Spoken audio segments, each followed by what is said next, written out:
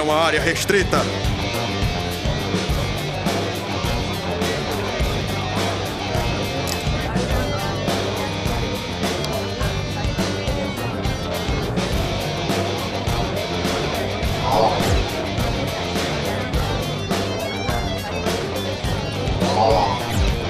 Aline. Aline, sou eu, seu amigo Cícero.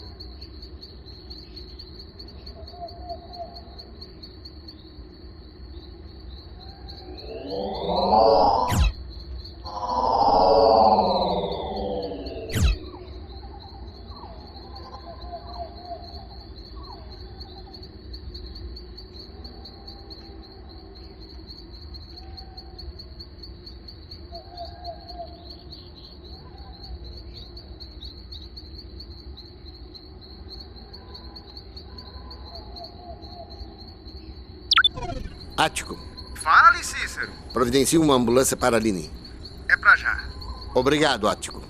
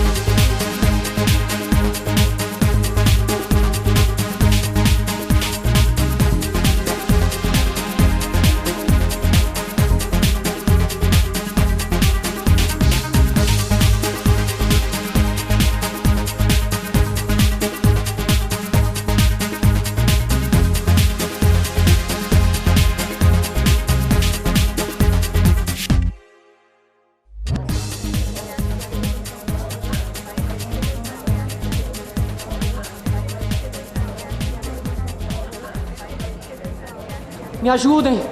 Eles não podem me pegar. Calma, amigo. O que aconteceu? Eles estão vindo atrás de mim. Eu não fiz nada, eu juro. Fala pra eles. Eles quem? Onde a gente não tá vendo ninguém? Não acredito. Eu sabia. Essa carinha de vocês não me engana. Vocês estão com eles, né? Mas o que aconteceu? Milagre!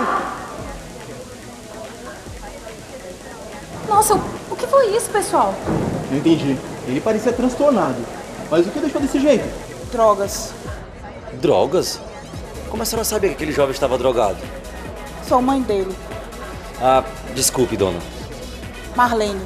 Pode me chamar de Marlene. E não precisa pedir desculpa, meu filho. É a realidade. E há muito tempo eu estou tendo que encará-la assim de frente. Ver o Marcelo assim me dói muito, sabe?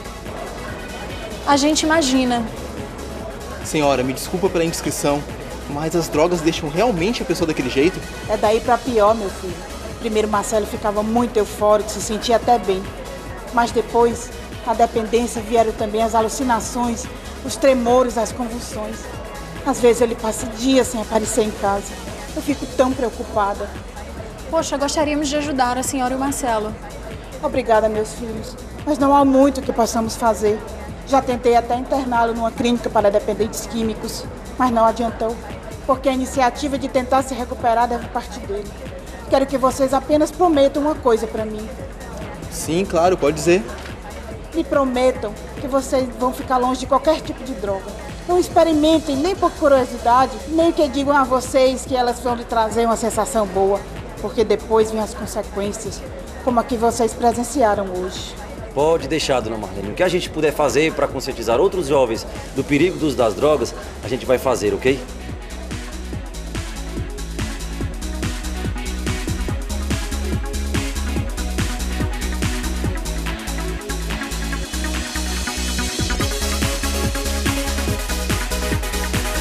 Bom dia, Dr. Toledo.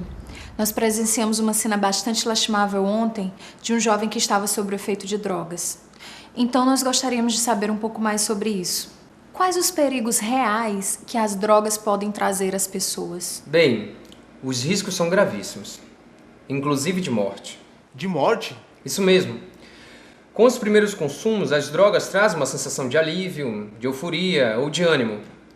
Porém, como o organismo é propício à dependência química, o uso contínuo de drogas inevitavelmente o tornará viciado, como se diz. Isso significa que para conseguir aquelas sensações causadas nos primeiros consumos, as doses de droga terão que ser cada vez maiores. E quais são as drogas mais perigosas? E do que se trata a overdose? Calma, pessoal, não vamos encher o doutor de perguntas também, né? Não, tudo bem. Gosto de ver o interesse de vocês em saber principalmente sobre as consequências do uso das drogas, que, como vocês já perceberam, são terríveis e até mesmo fatais. A maioria dos jovens se interessa apenas por essa pseudo-sensação de bem-estar que as drogas oferecem no começo. As drogas consideradas mais pesadas são a heroína, a cocaína e o crack.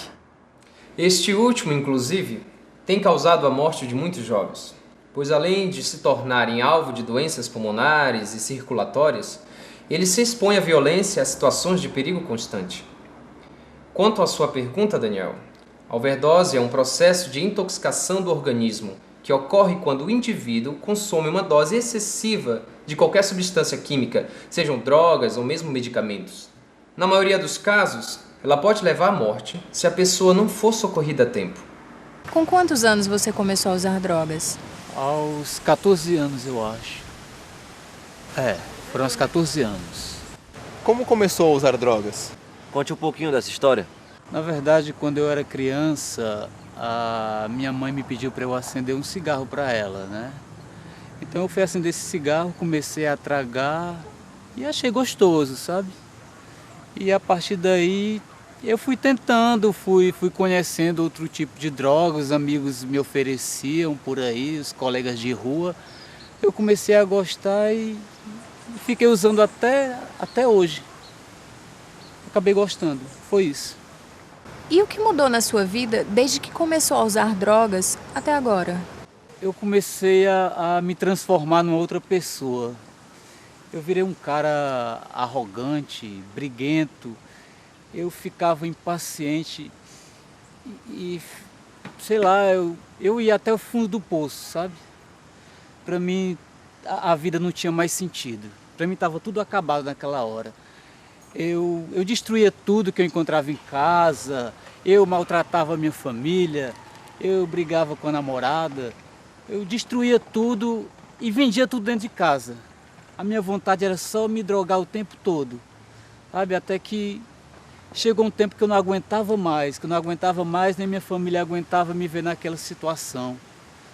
Até que eu mesmo me sentia assim, caído mesmo, e pedi para que fosse internado porque eu não aguentava mais viver naquela situação. Era desesperador, muito desesperador mesmo. Eu cheguei a chorar, eu me sentia mal e ao mesmo tempo tentava voltar para aquela vida. Eu não conseguia mais ter controle sobre mim mesmo. Era isso, eu não tinha mais controle.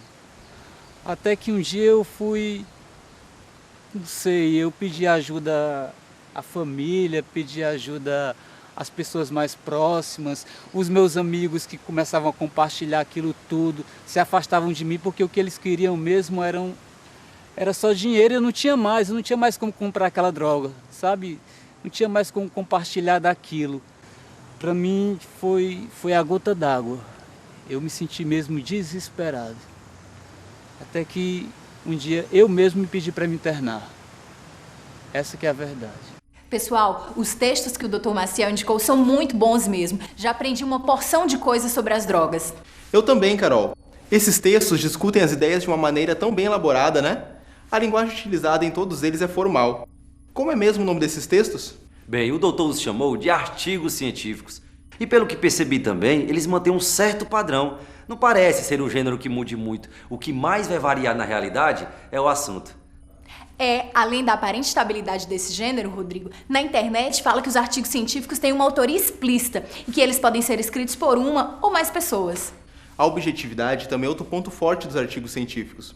Os autores devem fazer suas análises de forma que não deixem transparecer interesses pessoais. O que deve ganhar destaque são as informações da pesquisa. Olá, amigos. Posso saber o que vocês estão fazendo? Claro, comandante. Estamos lendo sobre o gênero textual artigo científico. Interessante. E o que vocês já descobriram? Ah, comandante, aprendemos que os artigos científicos são compostos pelas partes pré-textuais, textuais e pós-textuais. As pré-textuais dizem respeito ao título, à autoria, ao resumo do trabalho e às palavras-chave. Já as partes textuais têm aquela estrutura bem conhecida dos textos dissertativos: introdução, desenvolvimento e conclusão.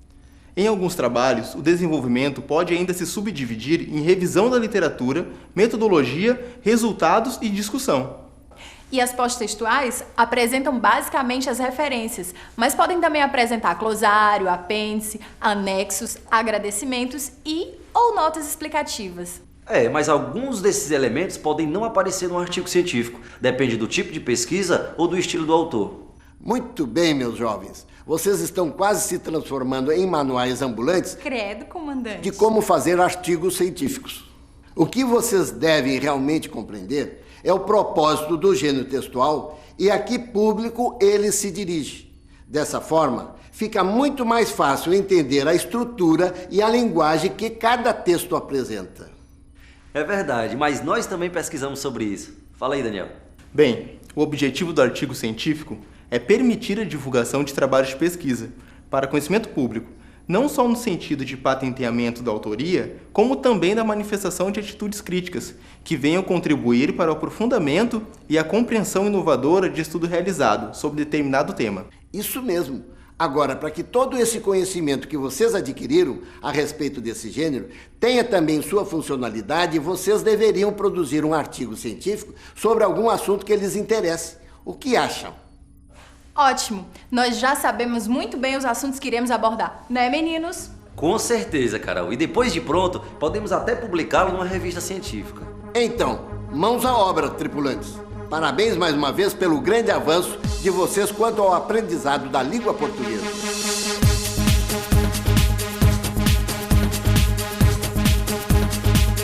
Ouça também ao áudio desta unidade na série Língua Portuguesa.